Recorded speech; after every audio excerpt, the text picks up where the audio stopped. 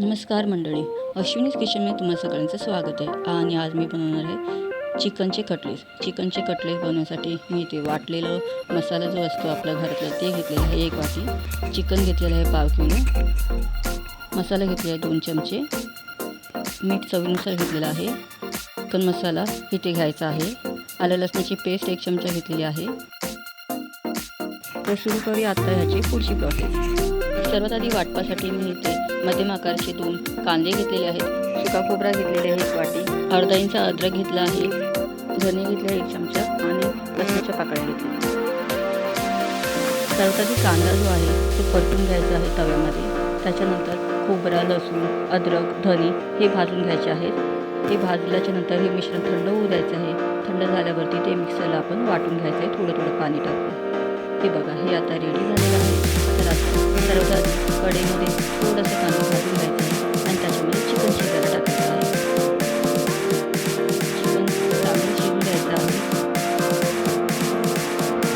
10 मिनिटांमध्ये चिकन चांगलं शिजतं. तर चिकन चांगलं शिजल्याच्यानंतर आपण त्याला थंड होऊ द्यायचं आहे आणि थंड झाल्याच्यानंतर आपलं त्याला सेपरेट करायचं आहे. सेपरेट केल्याच्यानंतर एका कढईमध्ये तेल टाकायचं आहे आणि त्याच्यामध्ये आपण वाटलेलं वाटप टाकायचं आहे.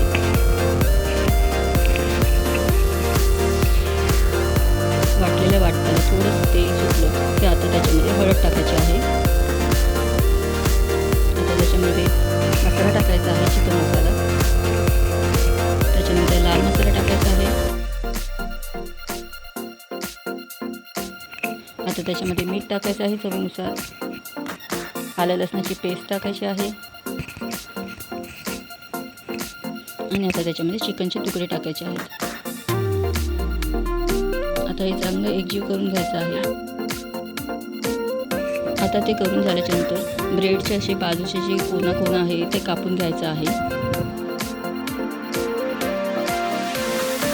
ब्रेडला लाटण्याने थोडंसं पसरून घ्यायचं आहे आणि त्याच्यानंतर आपण जे चिकनचं बनवलेलं होतं ते सारण आता त्याच्यामध्ये भरायचं आहे. ते सारण भरून झाल्याच्यानंतर असं त्याला हलक्या हाताने दाबायचे आहे. आता कढईमध्ये तेल गरम करायचं आहे आणि तेल चांगलं गरम झालं की ते फ्राय करून घ्यायचं. चिकनचे कटलेट रेडी झाले आहेत आणि तुम्हाला माझी रेसिपी आवडली असेल तर माझ्या चॅनलला लाईक करा, शेअर करा आणि सबस्क्राईब करा. थँक्यू.